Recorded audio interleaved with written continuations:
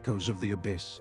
Poseidon's Rest, an underwater research facility nestled deep in the ocean's abyss, was a marvel of modern engineering. The team of dedicated scientists and engineers who called the facility home had devoted their lives to studying the mysteries of the deep sea, hoping to unlock the secrets that lay hidden beneath the waves.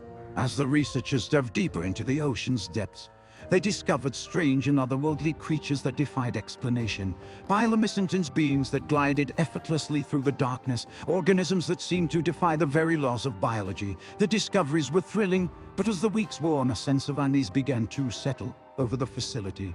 The researchers couldn't shake the feeling that they were being watched, that something ancient and malevolent was lurking just beyond the reach of their floodlights. Observing their every move, the tension among the crew members mounted as whispers of ghostly apparitions and eerie noises filled the narrow corridors of Poseidon's Rest. Then, one by one, the crew members began to change. Their personalities warped, as if some unseen force was slowly taking possession of their minds.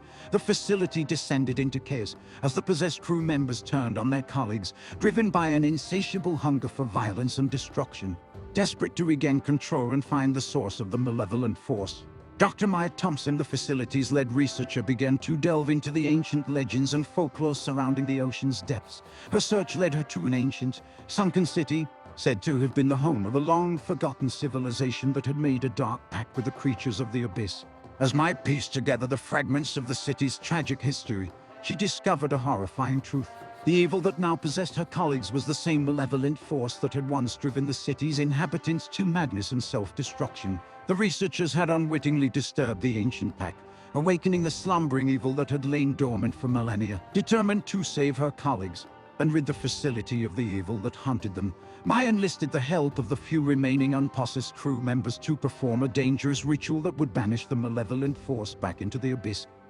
As the possessed crew members stopped in a heart-pounding climax, Maya and her team managed to complete the ritual, driving the evil back into the abyss from which it had come. The possessed crew members, their minds now their own once more, were left to grapple with the horrors they had committed while under the influence of the malevolent force. Poseidon's Rest was forever changed by the dark events that had unfolded within its walls. The researchers, now painfully aware of the ancient evil that lurked beneath the waves, were forced to confront the terrible price that they had paid in their quest for knowledge. And in the abyss, the echoes of the ancient pact lingered, a chilling reminder of the darkness that lay waiting for those who dared to explore the ocean's depths.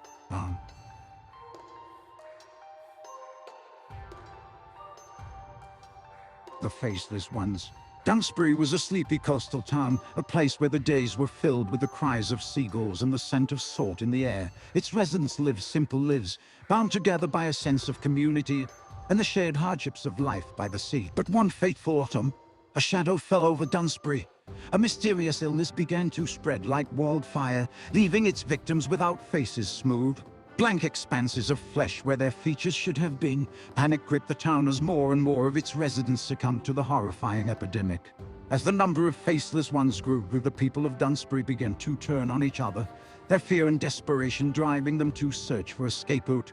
Whispers of witchcraft and dark magic filled the air, and the once close-knit community was shattered by suspicion and mistrust. Amidst the chaos, a young reporter named Eliza arrived in Dunsbury, determined to uncover the truth behind the Faceless Ones. As she delved into the town's dark past, she discovered that the roots of the epidemic stretched back centuries to a time when the town was plagued by another horror, a coven of witches who had been persecuted and burned at the stake.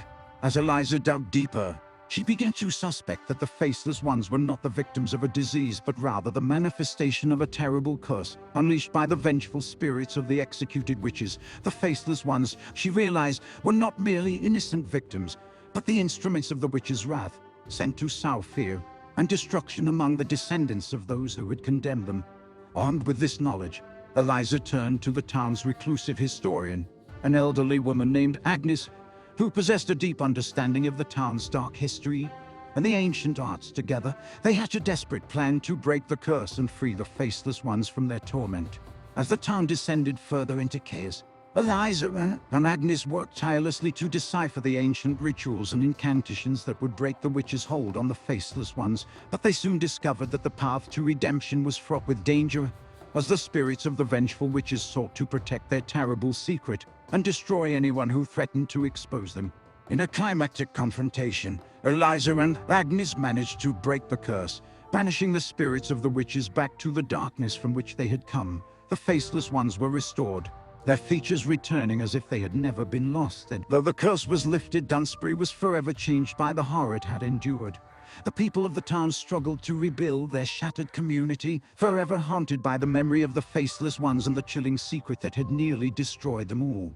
And in the shadows, the spirits of the witches waited, biding their time until they could once again unleash their wrath on the unsuspecting town, for the evil that had been born in Dunsbury was not so easily vanquished, and the legacy of the Faceless Ones would linger for generations to come.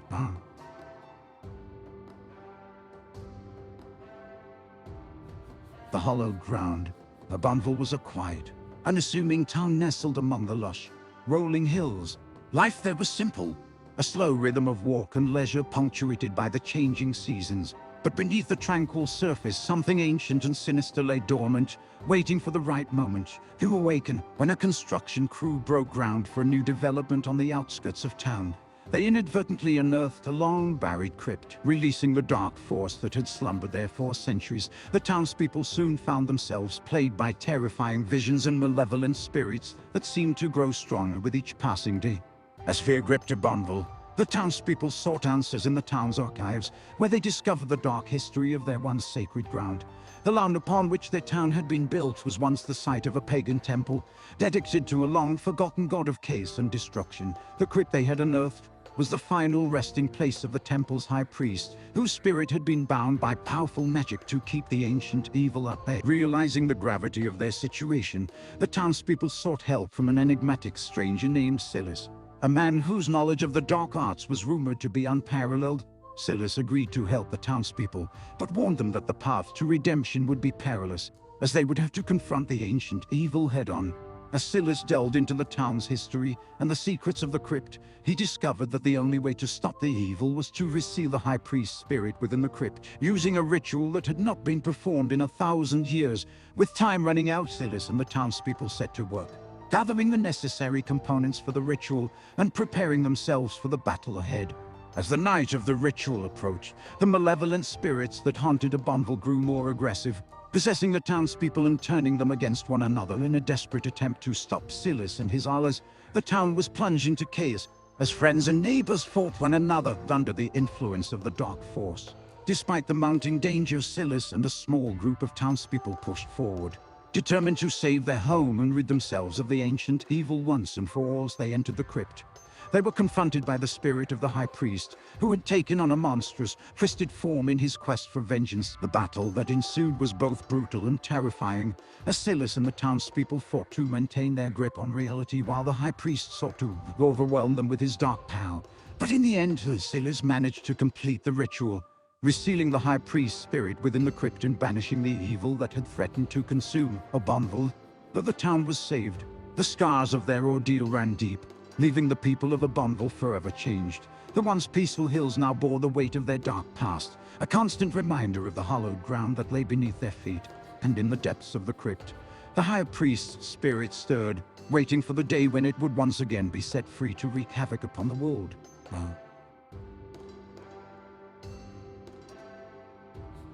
The shadows grasp. Greywood was a place where time seemed to stand still. The small village nestled in the rolling hills was a patchwork of cobblestone streets and ivy-covered cottages. Life there was simple, and the villagers prided themselves on their strong sense of community. But beneath the idyllic facade, a darkness stirred.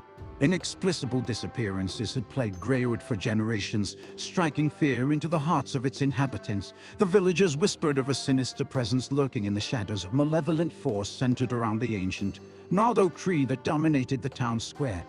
The twisted oak stood sentinel over the village, its sprawling limbs casting an eerie web of shadows that seemed to reach out and ensnare those who ventured too close. It was said that the tree's roots ran deep, tapping into an ancient wellspring of dark magic that fueled the evil that plagued Greywood. When word of the strange happenings in Greywood reached the outside world, a group of paranormal investigators descended upon the village, determined to uncover the truth behind the mysterious disappearances. Led by the enigmatic Dr. Nathaniel Thorne, the team of outsiders was met with a mix of curiosity and suspicion by the villagers. Undeterred, the investigators set about their work, Studying the oak tree and the surrounding area at night, they found that the shadows seemed to come alive, shifting and twisting as if possessed by a sinister will. The tree's dark power grew stronger with each passing day, as the investigators unwittingly fed the ancient evil with their fear and doubt. As the team delved deeper into the mystery, they began to realize that the evil within the tree was far more insidious than they could have imagined. It was not only the source of the darkness that haunted Greywood, but also a mirror that reflected the hidden darkness within the hearts of those who lived there.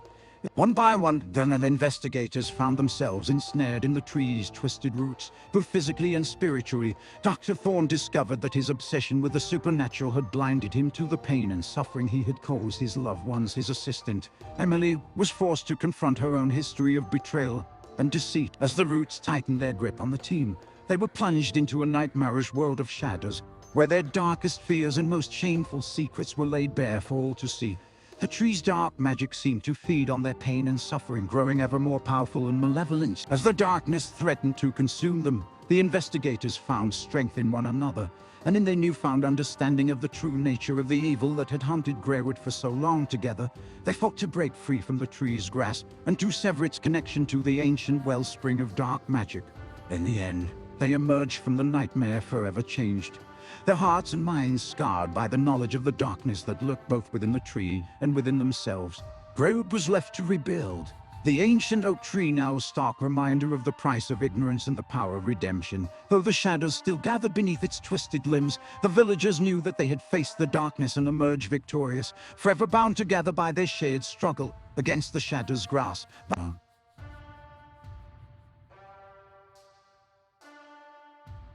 Whispers in the walls. The sun was setting over Willow Creek, casting a warm glow of a quaint, picturesque town. The streets were lined with charming old houses, each one with its own history and character. But there was one house that stood out from the rest, the old Bartley mansion. Rumors of the house being haunted had circulated for decades. It was said that the souls of the previous inhabitants were trapped inside, their whispers echoing through the creaking walls, yearning for someone to hear their cries. Yet, one summer evening, a group of teenagers, Tommy, Samantha, Kyle, and Olivia, decided to test their courage by spending the night in the Bartley house. With the sun sinking below the horizon, they approached the mansion, armed with flashlights and a sense of morbid curiosity. As they stepped inside, a shiver ran down their spines. The air was thick with dust and the scent of decay, as though the house had been holding its breath for years. The whispers began almost immediately, soft and airy, barely audible at first. They seemed to emanate from the very walls themselves, growing louder as the darkness deepened. Tommy, the de facto leader of the group, led the way through the maze-like corridors, his flashlight casting eerie shadows on the peeling wallpaper. The others followed close behind, their hearts pounding in their chests.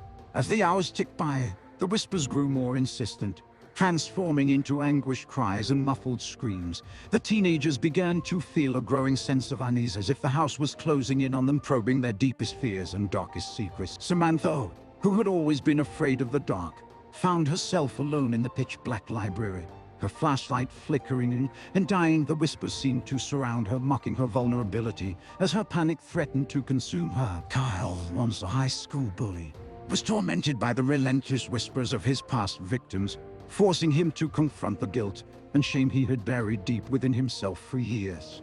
Olivia, who had lost her mother in a tragic accident, was drawn to a room filled with antique mirrors. As she gazed into the glass, the whispers took on the voice of her mother, luring her deeper into the heart of the house. Tommy, desperately trying to maintain his bravery, realized too late that the whispers were not mere ghostly echoes, but a manifestation of a malevolent entity that had been awakened by their intrusion. The house seemed to feed on their fear, growing strong, and as dawn approached, the whispers reached a fever pitch, forcing the teenagers to confront the unspeakable evil that had taken hold of the house. Desperate and terrified, they banded together, using their collective strength to break the entity's grip on the mansion. As the first rays of sunlight crept through the cracked windows, the whispers began to recede. Exhausted and shaken, the four friends stumbled out of the house, forever changed by their harrowing experience. Word of their ordeal spread through the town, and the old Bartley house was finally sealed off, deemed too dangerous to ever enter again. But late at night, when the wind howled through the trees and the moon cast its ghostly glow over Willow Creek, the whispers could still be heard, a chilling reminder of the evil that lay dormant within the walls.